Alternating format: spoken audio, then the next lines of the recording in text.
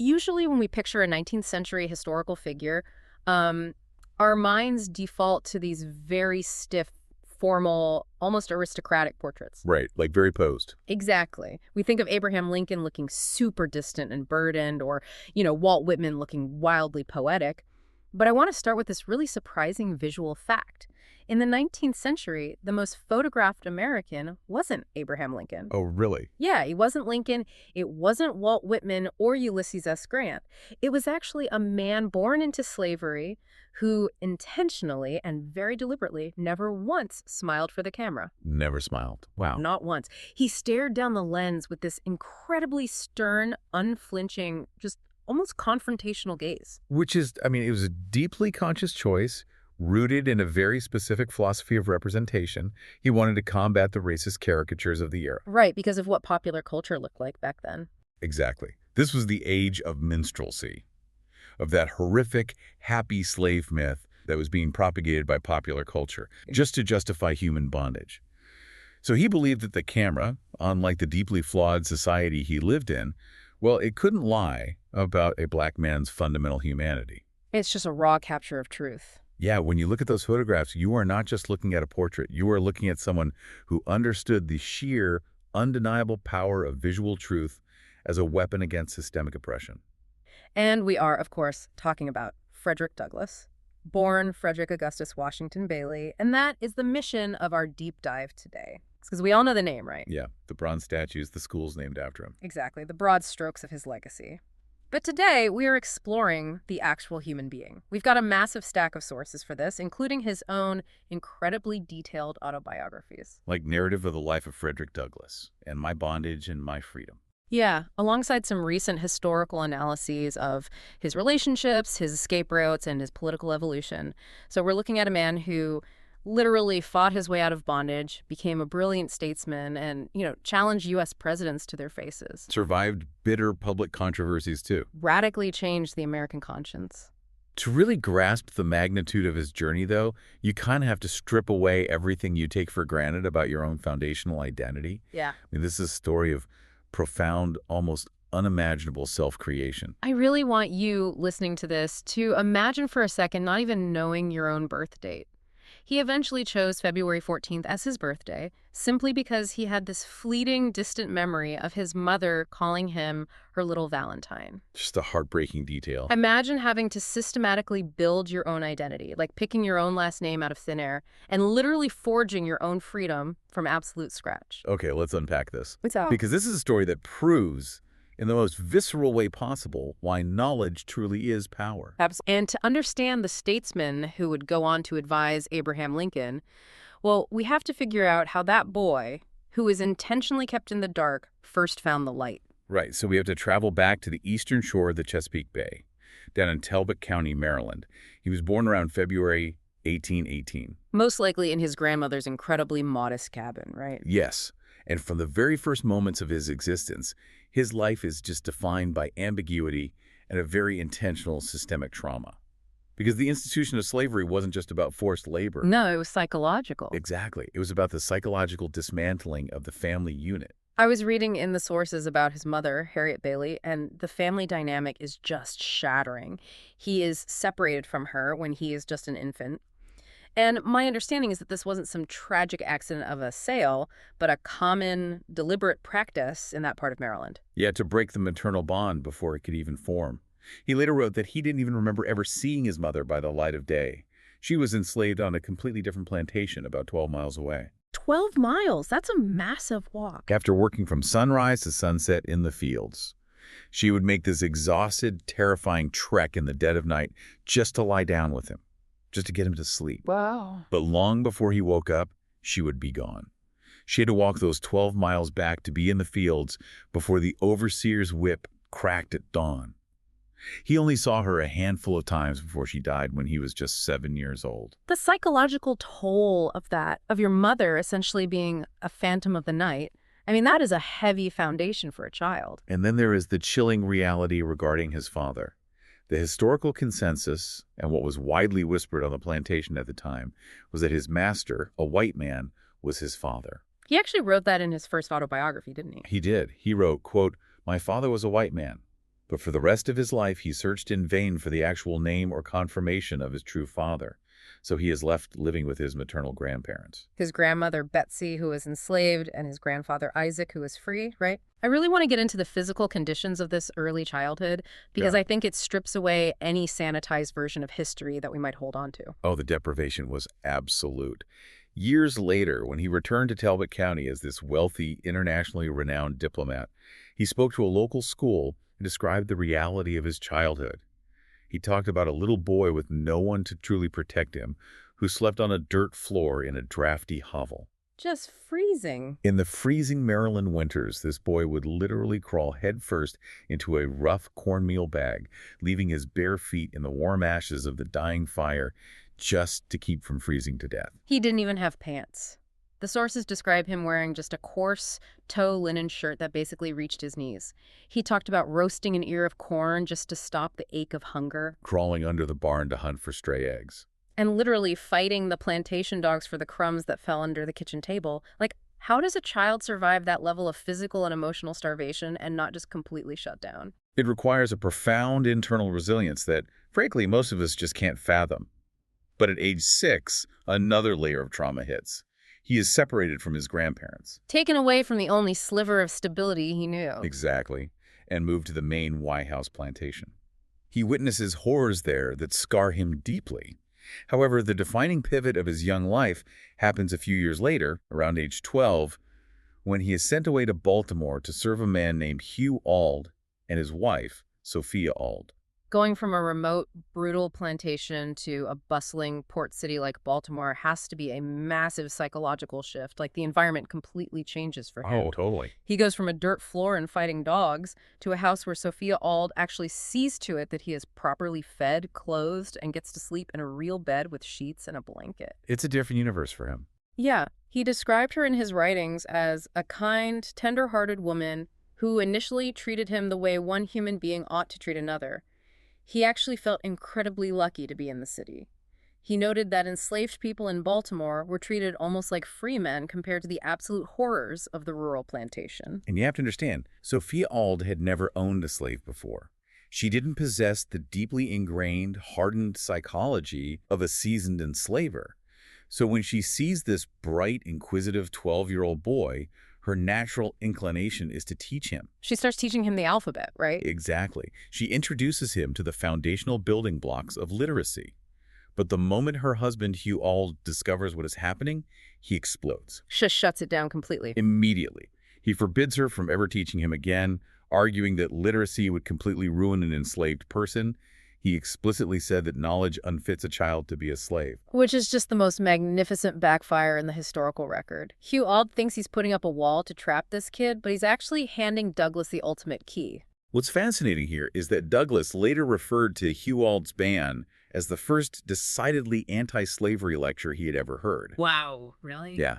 Instead of accepting the ban, Douglass thought to himself, very well, knowledge unfits a child to be a slave. He instinctively grasped the premise. From that exact moment, he understood the direct, undeniable pathway from slavery to freedom. So Hugh Auld accidentally handed him the architectural blueprint for his own liberation. Exactly. It's kind of like a modern authoritarian regime cutting off internet access to stop a protest. It's the realization that if the regime is absolutely terrified of a book, well, the book must be the weapon that defeats them. That's a great comparison. Auld didn't just ban reading. He accidentally revealed the exact location of the entire system's Achilles heel. He showed Douglass that the physical chains were secondary to the mental chains. But, I mean, this brings up a massive logistical problem. Right, because Sophia Auld completely changes after this. Yeah, under her husband's influence, she becomes hardened. The sources say she starts hiding the Bible, snatching newspapers out of his hands, just watching his every move. She becomes a completely different person. So if you are a 12-year-old boy in a house where the adults are actively hunting down any attempt you make to read, how exactly do you secretly teach yourself in a totally hostile environment? Well, it requires immense, almost covert ingenuity. He basically turns the city of Baltimore into his secret classroom. How so? He starts taking pieces of bread from the old household when he runs errands. He seeks out the poor neighborhood white boys who are hungry, and he essentially trades bread for literacy. That is He brilliant. bribes them into giving him quick reading lessons in the streets and alleyways. It's pure espionage. He's literally weaponizing his access to the kitchen against his enslavers. Totally. And he also observes the shipbuilders working down in the massive Baltimore shipyards. He watches the carpenters carving letters into the timber to mark which piece of wood goes where, like S for starboard, L for larboard. Okay, so he's learning the trade symbols. Yeah, and he memorizes those letters. He practices writing them on brick walls, on the pavement, on wooden fences, with just a lump of chalk. He even challenges the white boys to writing contests in the dirt. Wait, like a trick? Exactly, pretending he knows more letters than he does, just to trick them into showing him new ones. I am continually amazed by the hustle. That is incredible. But, learning the letters is one thing. Putting them together to form a worldview is another entirely. And that leads to a crucial discovery when he gets his hands on an anthology called The Columbian Orator. Yes. He's about 12 or 13 years old, and he manages to buy this book with 50 cents he saved up from doing odd jobs. I want to dig into this book because it really seems to be the catalyst for everything that follows. Yeah, The Columbian Orator was a highly popular classroom textbook published back in 1797 by a man named Caleb Bingham. It wasn't just, a grammar primer. It was a comprehensive collection of essays, political speeches, and dialogues. Designed to teach public speaking, right? Right, the classical art of rhetoric. It contains speeches from George Washington, Socrates, and British politicians debating human rights. So for Douglass, this isn't just about learning syntax. It is a total cognitive revolution. Like, the book gave him the actual vocabulary to define his own oppression.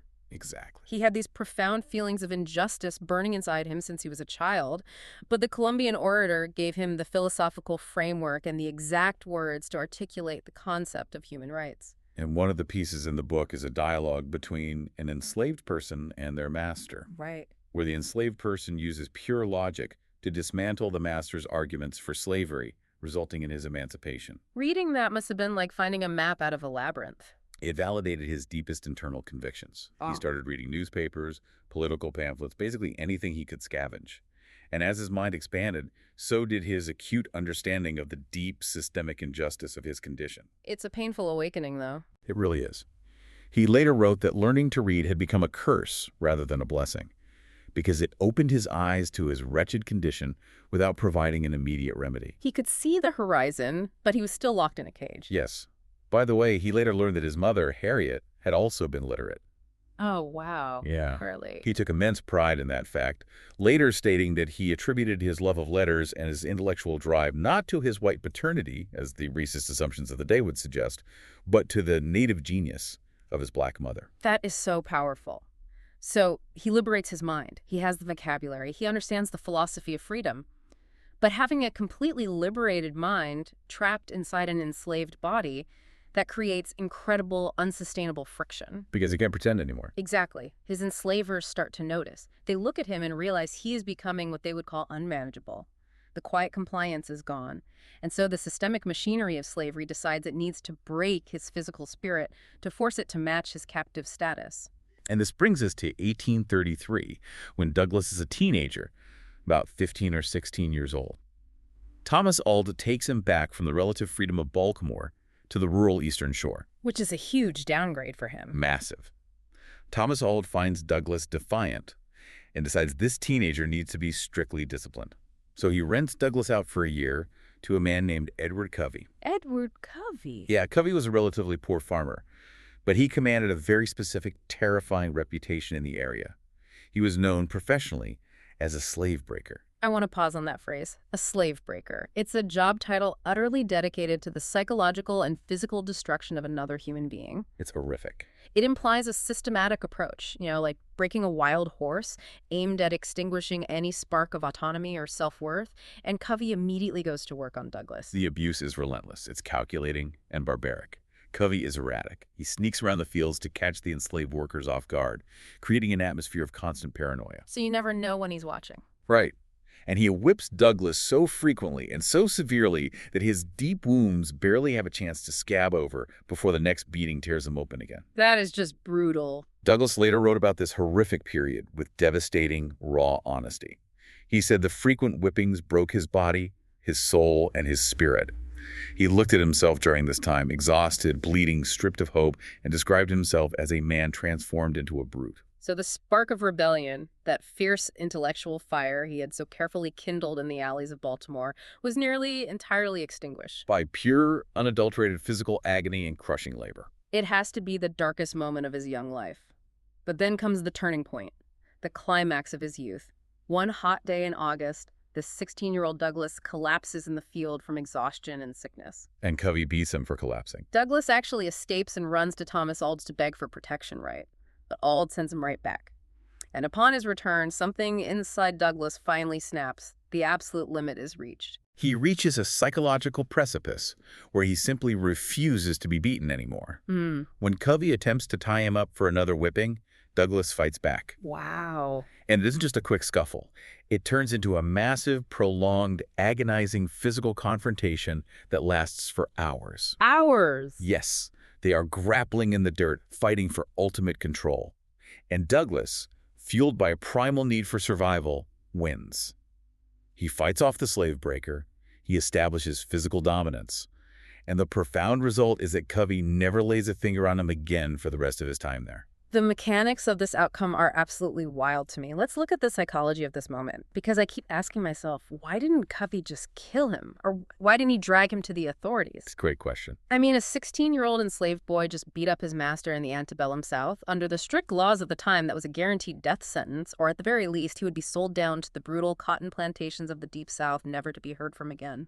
But that question reveals the crucial, unspoken power dynamic that Douglass brilliantly understood. How so? Covey's entire livelihood, his identity in the community, his ability to rent workers and make a living, relied entirely on his terrifying reputation as the ultimate breaker. Ah, I see. If word got out that a 16-year-old kid had bested him in a fistfight and he couldn't control a teenager, Covey's reputation would be instantly ruined. His business model would collapse. The community would see him as weak. So Covey has to swallow his pride and keep the secret just as much as Douglass does. Exactly. It is the ultimate ego trap. It's like a bizarre hostage situation where the captor is held hostage by his own desperate need to maintain an illusion of dominance. So Covey backs down. He pretends the fight never happened. And Douglass walks away from that farm at the end of the year with his spirit completely resurrected. Yes. And he frames this event in his autobiography with one of the most famous, resonant lines in American literature. He writes, "You have seen how a man was made a slave. You shall see how a slave was made a man." That gives me chills. It is the ultimate psychological turning point of his life. He reclaimed his sovereignty in the dirt of Covey's farm. With his mind expanded and his spirit completely unbroken, the physical chains are literally the only things left to shed. He knows he has to leave. So let's talk about the logistics of shedding those chains. Let's talk about the incredible 24-hour escape. By 1838, Douglass is back in Baltimore. He's older now, working in the shipyards as a caulker. He had actually experienced a failed escape attempt previously, right? He did, which ended in him being thrown in jail. But now the circumstances are different. He meets someone who completely changes the trajectory of his life, Anna Murray. Anna Murray is a deeply fascinating figure who, honestly, does not get nearly enough credit in the popular retelling of his story. She is a free black woman living in Baltimore, about 5 years older than Douglass. Working as a housekeeper and a laundress. Yeah, and just her mere existence, her free status, her independence, deeply strengthens his belief that a free life is actually possible for him. They meet, they court, and they fall in love. And Anna Murray becomes the absolute linchpin of his escape plot. Without her, it simply doesn't happen. What does she do exactly? She provides him with her hard-earned savings to cover the expensive travel costs. She procures a sailor's uniform for him to use as a disguise, utilizing her connections in the city. And most importantly, she gives him identification and protection papers that she had somehow obtained from a free black seaman. I really want us to sit with the sheer risk Anna Murray is taking here. We talk about allies and bravery, but this is next level. She is a free woman in a slave state, courting an enslaved man. By financing his escape, buying his disguise, and securing forged documents, she is risking everything. Everything. If he is caught and she is implicated, she loses her freedom. She could be sold into slavery. She risks her physical safety, her livelihood, her entire existence for a man she hopes to marry. But she does it. She makes the choice. So on September 3rd, 1838, the plan goes into motion. Douglass puts on the red shirt, the tarpaulin hat, and the black cravat of the sailor's uniform. He takes the Seamen's Protection Papers, which, by the way, don't even have his physical description on them. Wait, really? What did they have? Just the symbol of an American eagle. That's terrifying. He heads to the Canton Depot on Boston Street in Baltimore, and he boards a northbound train. Let's trace this exact route because it is terrifying. He gets on a train in Maryland, a slave state, surrounded by people who make a living catching runaway slaves for massive rewards. If a conductor looks at those papers too closely and notices the description doesn't match, it's over. Over instantly. If a former employer happens to be in the same train car, it's over. He rides the train up to Havre de Grace, Maryland. Then, because there are no bridges spanning the massive Susquehanna River yet, the train passengers have to disembark and take a steam ferry across the water. The tension during that ferry ride and the subsequent train rides must have been suffocating. The conductors were known to intensely scrutinize the papers of any black passenger. Did anyone check his... Yeah. Douglass later recounted how the conductor came down the aisle checking tickets and documents. When he reached Douglass, he asked for his free papers. Douglass handed over the Seamen's Protection Certificate with the eagle on it. The conductor glanced at it, accepted it, and moved on. Unbelievable. A single moment of hesitation from Douglass, or a deeper inquiry from the conductor, would have sent him back to the eastern shore, or worse, the deep south. It is a high-wire act with no net. Once across the river, he boards another train that takes him through Delaware, which is yet another slave state with bounty hunters looking for a payday. He rides up to Wilmington, Delaware. From there, he catches a steamboat that takes him up the Delaware River to Philadelphia. And Philadelphia was a Quaker stronghold, a hub of abolitionist activity, and significantly safer. But he barely pauses there, right? He continues on a train to his safe house in New York City. The entire journey moving through hostile territory, utilizing steam ferries and multiple trains, going from total bondage to free soil, took less than 24 hours. Less than 24 hours to entirely alter the universe he existed in. The psychological whiplash must have been intense. I can't imagine. He later wrote about the profound isolation and paranoia he felt upon arriving in New York. He didn't know who to trust. Anyone could be a kidnapper looking to drag him back for a reward. He described the feeling beautifully and terribly. He said, "I felt as one might feel upon escape from a den of hungry lions." He is safe in New York, but he is completely alone. So he immediately sends word to Anna Murray. And again, she doesn't hesitate. She packs up what she can, travels north, bringing the basic household supplies for them to begin a new life. Just 11 days after he reached the terrifying unknown of New York City, they are married by a black Presbyterian minister. Knowing New York is still too dangerous, teeming with slave catchers, they move further north to New Bedford, Massachusetts. Which was a thriving whaling port with a strong abolitionist community. Exactly. But they face an immediate problem. How do you build a life when your very name is a liability? Initially, they used the married name Johnson to hide his identity from bounty hunters. But Johnson is an incredibly common name in New Bedford. There are Johnsons everywhere. Yeah. He realizes he needs something more distinctive yet untraceable. So he asks a trusted friend and host, Nathan Johnson, to suggest a new surname. And the origin of his name is almost cinematic. Nathan Johnson had just been reading the epic poem The Lady of the Lake by the Scottish writer Sir Walter Scott. The poem features a strong, noble character with the surname Douglass. Nathan suggests it. Frederick likes the sound of it, adopts it, and adds the double S at the end to make it his own. And just like that, Frederick Augustus Washington Bailey, the boy from the dirt floor in Talbot County, formally and permanently becomes Frederick Douglass. A new name to signify a completely new existence. He begins working as a laborer in New Bedford, loading ships, sawing wood, sweeping chimneys. He's enjoying the simple, profound dignity of keeping the wages he earns. But someone with Douglass's intellect, his fiery sense of justice, and his extraordinary rhetorical gifts could never just sit quietly in the shadows. His voice was about to thrust him into a highly dangerous international spotlight. He starts his activism on a local scale, preaching at the local AME Zion Church in New Bedford. He's also voraciously reading The Liberator, The famous and highly radical abolitionist newspaper published by William Lloyd Garrison. Right. Douglass was deeply moved by Garrison's uncompromising, fierce hatred of the institution of slavery. But the local preaching accelerates into something massive in 1841 when he decides to attend a prominent anti-slavery convention in Nantucket. He just goes to listen initially, doesn't he? Yeah, he goes to Nantucket simply to listen. He's 23 years old, still very new to freedom. But an abolitionist who had heard him speak in New Bedford urges him to address the massive crowd, I read he was incredibly nervous. physically trembling. But he stands up before this sea of predominantly white abolitionists and tells his story. He details the realities of his life as an enslaved person, and the audience is absolutely spellbound. They had never heard anything like him. They had heard white abolitionists theorize about the evils of slavery. But here was a man providing a devastating, articulate, first-hand testament. He is so eloquent, his physical presence is so commanding that the leaders of the Massachusetts Anti-Slavery Society immediately realize they have found their greatest weapon. They essentially draft him on the spot to become a full-time traveling lecturer for the movement. Which was incredibly grueling, highly dangerous work. The North was not a monolith of abolitionist sympathy. Not at all. There was intense pro-slavery sentiment and deep racism.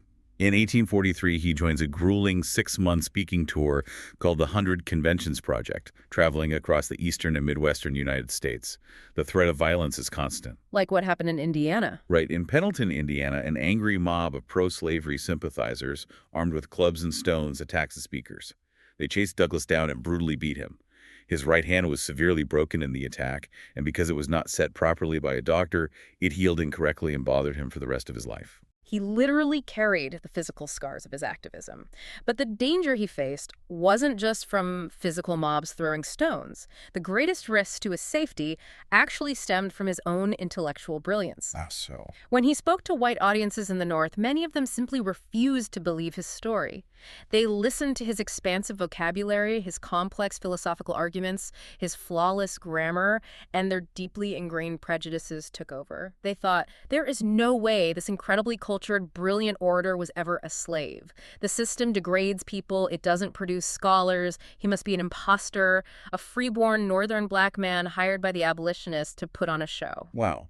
And to combat that pervasive disbelief, to prove that the horrors he described were real, Douglass decides he has to put his entire story on the verifiable public record. So he writes the book. Yes. In 1845, he publishes his first autobiography, Narrative of the Life of Frederick Douglass, an American Slave. The book is a masterpiece. It becomes an immediate, massive bestseller. But the publication creates a terrifying paradox. Because he names names. Exactly. To prove he wasn't an imposter, he had to provide specific, verifiable details. He named Hugh and Sophia Old. He named Edward Covey. He named the exact plantations in Talbot County. He essentially published a highly detailed treasure map leading right to himself, along with a confessed theft of his own person. He gave his former owners and every bounty hunter in the country all the legal evidence they needed to invoke the fugitive slave laws, march up to Massachusetts, put him in chains, and drag him back to Maryland. He proved his humanity to the world, but in doing so, he legally doomed his own safety. His friends, his mentors, the entire abolitionist leadership panicked. They realized that Thomas Auld, thoroughly humiliated by the book's massive popularity, would absolutely send slave catchers north to reclaim his property and make an example of him. So they tell him to run. They urged Douglass to flee the country immediately. So in August 1845, leaving his family behind, he boards a ship for Liverpool, England, beginning an extensive speaking tour of Ireland and Great Britain. And this trip across the Atlantic is a massive culture shock for him, but in the most beautiful, validating way. He arrives in Ireland right as the devastating Great Famine is beginning. But what strikes him instantly is the almost total absence of the American brand of racial discrimination. He wrote this amazing, joyful letter back to William Lloyd Garrison, right? Yes. He says, I employ a cab. I am seated beside white people. I reach the hotel. I enter the same door. I am shown into the same parlor. I find myself regarded and treated at every turn with the kindness and deference paid to white people. For the first time in his life, he noted that he was treated not as a color, but as a man. He was dining with mayors, debating with members of parliament, being treated as an intellectual peer. However, his time in Ireland also expanded his worldview significantly. Because of the famine. Right. He was deeply, profoundly affected by the extreme poverty of the Irish peasants during the famine. He saw families starving in the mud of Dublin, and the sheer desperation of their condition reminded him of the deepest horrors of slavery back home. It solidified his growing belief in universal human rights. He realized that oppression is a global human issue, a matter of class and power, not just an American racial dichotomy. Exactly. And while he is touring and speaking to massive, adoring crowds, his British supporters do something extraordinary. They decide that the most famous black man in the world should not be legally owned by a farmer in Maryland. They raise the money. They raise 500 pounds, which translates to tens of thousands of dollars today, and they negotiate with Thomas Old. In 1846, they legally purchase his freedom. The transaction is finalized. He is officially, legally, undeniably a free man. With his freedom secured, his British friends beg him to stay in the UK permanently. Think about it. He has a massive respectful following, he has financial security, he is entirely safe from the fugitive slave laws, and he is treated with dignity. They offer to bring his family over. It's an incredible offer. And if I'm him, and I've finally reached a place where I can ride in a cab, eat in a restaurant, and speak my mind without the constant looming threat of being kidnapped or beaten. I mean, I am never setting foot in America again. I assume the temptation to just stay and advocate from abroad must have been overwhelming. How did he justify returning to the very country that had tortured him? Well, you would think staying is the logical choice. But that question brings up his profound, unshakable sense of duty. He wrote to his supporters explaining his decision. He acknowledged the peace and respect he found in England, but he stated that he had a wife and children back in Massachusetts who needed him. Right, his family. And more importantly, he had 3 million of his black brethren still groaning in the chains of bondage in the United States. He felt that his voice was a weapon that belonged to the front lines. He couldn't abandon them to enjoy his own personal peace. So in the spring of 1847, he boards a ship and sails right back into the lion's den. But the Frederick Douglass who returns to America in 1847 is fundamentally different from the man who fled 2 years earlier.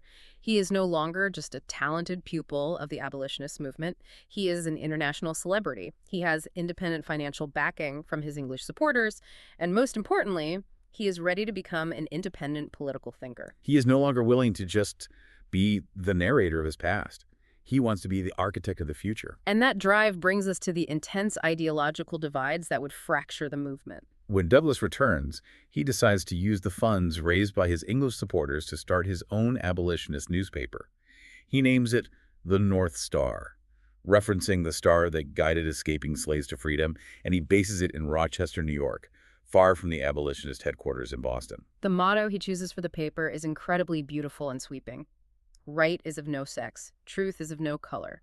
God is the father of us all, and we are all brethren.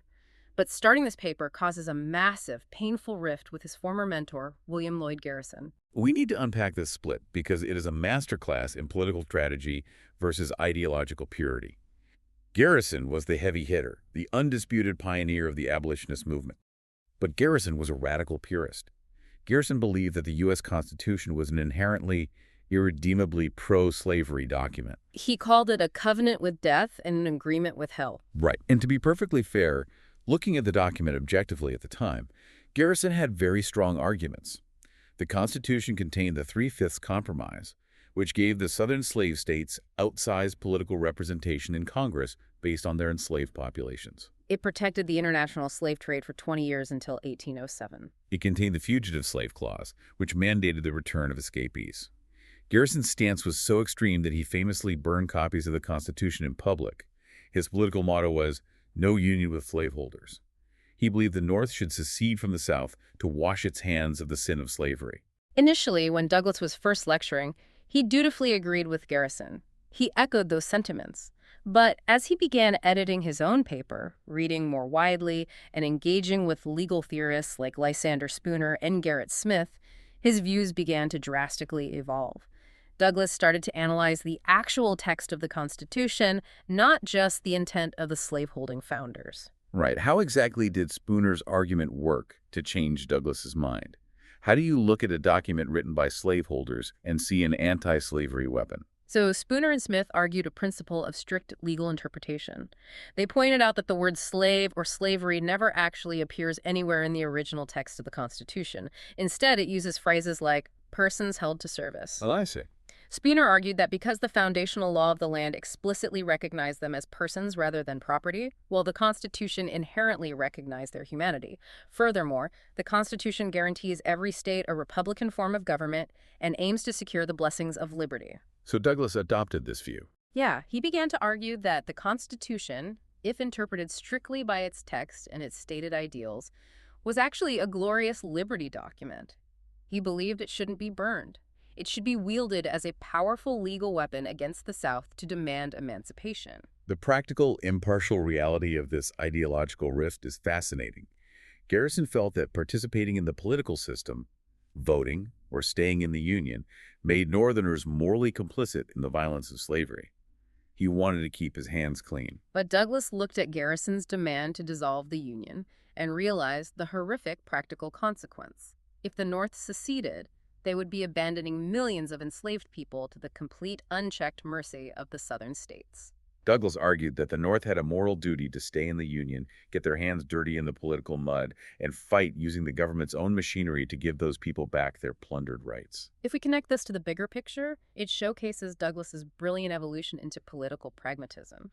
He infuriated the radical purists in Boston. When the Garrisonians fiercely criticized him for being willing to engage with the flawed political system, to vote, and to even dialogue with slave owners, Douglass replied with a defining quote that perfectly encapsulates his strategy.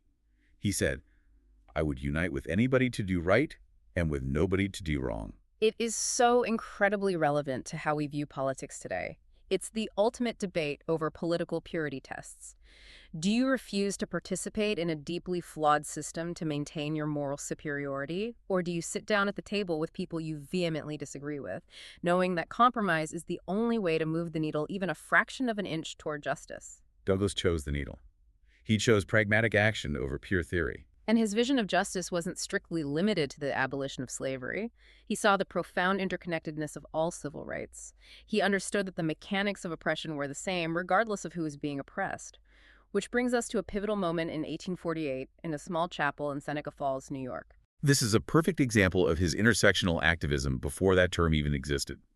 In 1848, the very first Women's Rights Convention is held in Seneca Falls. Douglass is the only black person and one of the very few men in attendance. During the convention, Elizabeth Cady Stanton puts forward her Declaration of Sentiments, which includes a highly controversial resolution demanding women's suffrage, the right to vote. And it is incredibly contentious, even among the progressive reformers in the room. Prominent Quakers and activists are begging Stanton to pull the resolution, warning her that demanding the vote is too radical, that it will make the entire women's rights movement look ridiculous and sink their other demands for property and custody rights. The resolution is on the verge of failing. It is about to be voted down. But Douglass stands up. He takes the floor and delivers a masterful, impassioned speech in favor of women's suffrage. He argues from a place of deep moral consistency. He states that he, as a black man demanding his own political voice, cannot in good conscience accept the right to vote if women are denied that exact same right. He argued that denying women the ballot effectively maimed and repudiated one half of the moral and intellectual power of the world. Because of the sheer force of his defense and his ability to connect their struggle to the broader fight for human dignity, the resolution barely passes. He was a staunch, vocal ally. He immediately published an editorial in the North Star right after the convention, stating unequivocally, "We hold women to be justly entitled to all we claim for man." He tied his ship to their anchor. But here's where it gets really interesting and profoundly tragic. Fast forward 2 decades. The Civil War has ended. The nation is locked in the bitter debates of Reconstruction. The 15th Amendment is being proposed, which would constitutionally prohibit denying a citizen the right to vote based on race, color, or previous condition of servitude. It would enfranchise black men, but it deliberately excludes women. And over this amendment, Douglass and Elizabeth Cady Stanton brutally, publicly split. It remains one of the most painful, complex schisms in American civil rights history. Stanton and Susan B. Anthony fiercely opposed the 15th Amendment because it did not include women. Stanton argued that American women and black men had fought together for decades and should demand universal suffrage simultaneously. She opposed any legislation that split the issues, Predicting, correctly as it turned out, that if the amendment passed enfranchising black men only, it would create an aristocracy of sex and delay women's suffrage for decades. Stanton's rhetoric during this time unfortunately turned highly racialized and elitist, expressing outrage that uneducated freedmen would be granted political power over educated, wealthy white women. Wait, so Douglass, who literally saved Stanton's suffrage resolution at Seneca Falls, who championed their cause for 20 years, is now looking at her and saying, "You have to wait. That is a brutal political reality to swallow." How does a man who believes in universal rights justify prioritizing one marginalized group's civil rights over another's? It wasn't about prioritizing worth. It was about agonizing political triage. Douglass looked at the harsh political reality of Congress and realized that tying women's suffrage to black men's suffrage would sink the bill entirely. There simply was not enough male support in the country for women voting to pass a constitutional amendment. But his argument went far deeper than congressional vote counting. He argued that for women, lacking the vote was a profound injustice, but it was not an immediate physical emergency. Because they had a buffer of safety. Exactly. Douglass argued that white women, through their fathers, husbands, and brothers, at least had some vicarious connection to political power, wealth, and systemic protection. But for black men, in the violent, chaotic post-war South, facing the immediate rise of the Ku Klux Klan, systemic terrorism, and widespread lynchings, the ballot box was not just a philosophical right, it was the only defense against absolute extermination. He pleaded with Stanton, saying, "When women, because they are women, are hunted down through the cities of New York and New Orleans, when they are in danger of having their homes burnt down over their heads, when their children are not allowed to enter schools, then they will have an urgency to obtain the ballot equal to our own." For black men, it was a matter of literal physical survival. It's the tragic consequence of incremental progress. Two marginalized groups who had fought side by side, forced by a flawed system to fight each other over a single political life raft. Stanton feels deeply betrayed by her oldest ally. Douglass feels the crushing, bleeding urgency of a South on fire. And speaking of that violence, we need to backtrack slightly because as the 1850s progressed before the Civil War broke out, it became increasingly clear to everyone that speeches, newspapers, and moral suasion were not going to be enough to end the institution of slavery. Violence became inevitable, and this realization pushed Douglass into some of the most dangerous, high-stakes decisions of his life. The tension in the country was boiling over, and in 1859, the radical, militant abolitionist John Brown is finalizing his infamous plan to raid the federal arsenal at Harper's Ferry, Virginia.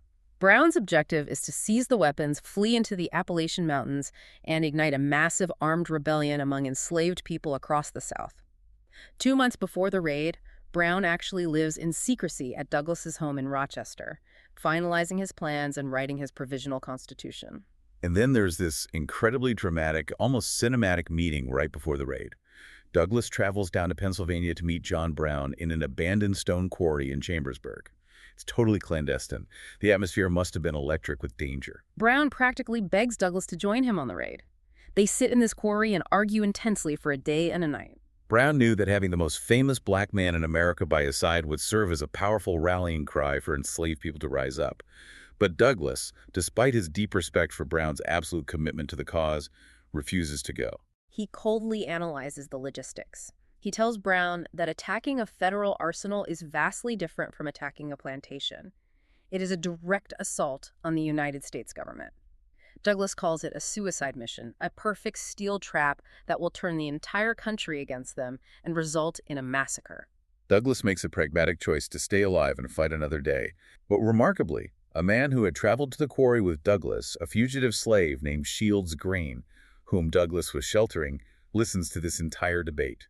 And when Douglass stands up to leave and head back north, Green makes a different choice. He looks at Douglass and says, "I believe I'll go with the old man." Shields Green chooses the suicide mission.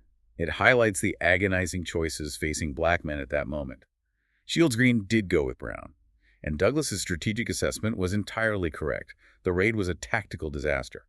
Brown, Green, and the other raiders were quickly surrounded by U.S. Marines led by Robert E. Lee. They are captured, tried, and eventually hanged. But in the chaotic aftermath of the raid, authorities search the farmhouse Brown had rented and find letters linking Douglass directly to Brown in the planning stages. Suddenly, the intellectual orator is implicated in an armed insurrection against the federal government. He's accused of treason and complicity in the raid. The governor of Virginia issues a warrant for his arrest, and federal marshals are dispatched to New York to hunt him down. Once again, Douglass's life is in immediate peril. He has to flee Rochester in the dead of night, slipping across the border into Canada, and eventually sailing to England to avoid being arrested and potentially hanged for treason. He remains in exile until the political landscape of the United States fractures completely, the southern states secede, and the Civil War finally breaks out. And when the Civil War starts, Douglass returns and goes into absolute overdrive. He knows, with every fiber of his being, that this is the apocalyptic moment he has been preparing for his entire life. This is the chance to destroy the system once and for all. But initially, he is deeply frustrated. President Abraham Lincoln and the Union leadership are not fighting to end slavery. They state repeatedly that they are fighting merely to preserve the Union. And crucially, they refuse to let black men enlist and fight. Douglass finds this policy absurd and morally bankrupt. He aggressively lobbies the Lincoln administration through his writings and speeches. He argues that since slavery is the undeniable root cause of the rebellion, African Americans must be allowed to fight for their own liberation. He famously said that if you want to win a war, you don't fight with one hand tied behind your back. Once Lincoln's views evolve, the Emancipation Proclamation is issued, and he finally authorizes the creation of black regiments. Douglass becomes a primary recruiting agent. He publishes a fiery historic broadside titled Men of Color to Arms, urging black men to enlist and claim their citizenship through military service. He didn't just ask others to risk their lives. He sent his own blood. His sons, Charles and Lewis, are among the very first to join the famous 54th Massachusetts Infantry Regiment. Lewis actually fights in the brutal, horrific assault on Fort Wagner in South Carolina, an event that proved the immense courage of black soldiers to a skeptical Northern public. But Douglass doesn't stop agitating. He realizes that black soldiers are being paid half of what white soldiers make, and they face the terrifying reality of execution or being sold into slavery if captured by Confederate forces, rather than being treated as prisoners of war. Douglass secures a meeting with President Lincoln at the White House to demand equal pay and equal protection. The relationship between Douglass and Lincoln is one of the most fascinating political dynamics in American history. They are two self-made men, both brilliant, but operating on entirely different timelines. Douglass is the radical agitator demanding immediate justice. Lincoln is the cautious politician trying to hold a fractured coalition together. Lincoln listens to Douglass, genuinely respects him, but continually moves too slowly for Douglass's liking, constantly prioritizing the preservation of the border states over rapid emancipation. The deep complexity of their relationship and Douglass's unparalleled ability to analyze political nuance is best summarized years later. In 1876, long after the war has ended and Lincoln has been assassinated, Douglass is invited to deliver the keynote speech at the unveiling of the Emancipation Memorial in Washington, D.C. This is a massive event. He is standing in front of government officials, Supreme Court justices, and Mary Todd Lincoln, the martyred president's widow. And instead of delivering a safe, sanitized eulogy praising the great emancipator, Douglass delivers a brutally honest, masterful assessment of Lincoln's legacy. He absolutely does not just offer blind praise. He calls Lincoln preeminently the white man's president. He reminds the crowd of Lincoln's early hesitation, pointing out that Lincoln had been willing to sacrifice the rights of black people and even enforce the fugitive slave laws to appease the white South and save the Union. He says, plainly, Lincoln was neither our man or our model. I want us to pause and imagine the sheer courage it takes to stand at a memorial, look at the assassinated savior of the Union, and criticize his early moral failures right to his widow's face. But he balances that fierce criticism with profound statesman-like insight. He acknowledges that if you judge Lincoln solely from the viewpoint of an abolitionist demanding immediate justice, Lincoln seemed tardy, cold, dull, and indifferent. But, Douglass argued, if you measure Lincoln by the sentiment of his country, a deeply prejudiced, divided country whose sentiment he was bound as a democratic statesman to consult and manage Lincoln was swift, zealous, radical, and determined. He recognized that Lincoln's slow, calculating methodology was perhaps the only way the political machinery of the time could have actually achieved emancipation. It is arguably the most nuanced, brilliant assessment of a politician ever delivered by an American. He honored the result while refusing to sanitize the flawed process.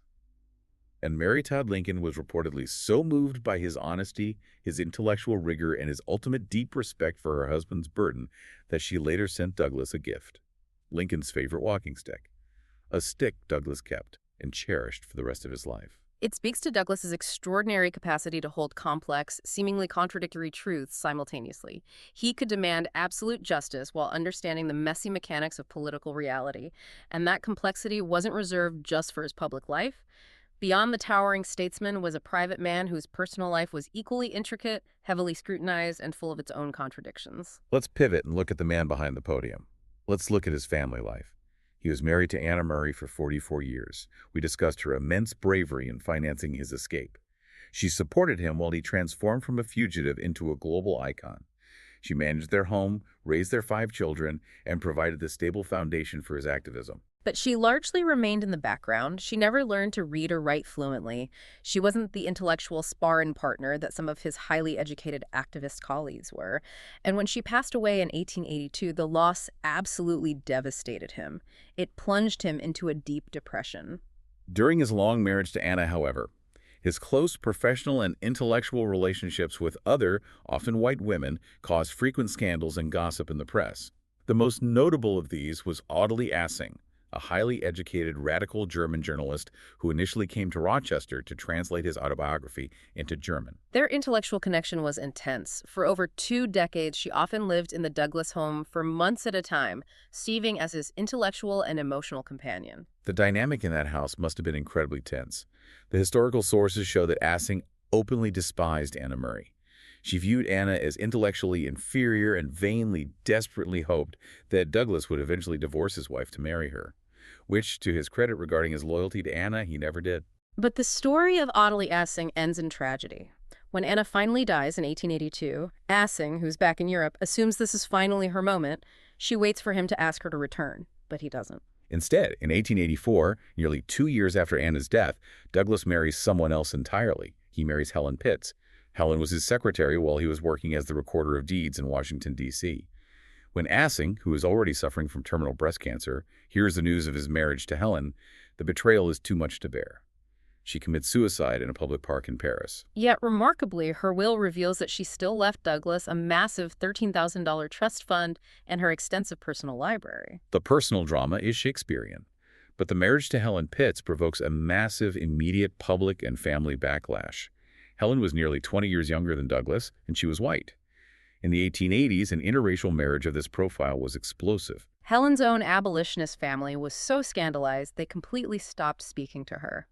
Douglass's adult children were deeply hurt, feeling the marriage was a repudiation of their black mother, Anna, so soon after her death. The national press viciously attacked him, claiming he had abandoned his race. But Douglass, ever the masterful rhetorician, faced the outrage head-on. He responded to the public criticism with a brilliant, undeniable defense of his own complex heritage.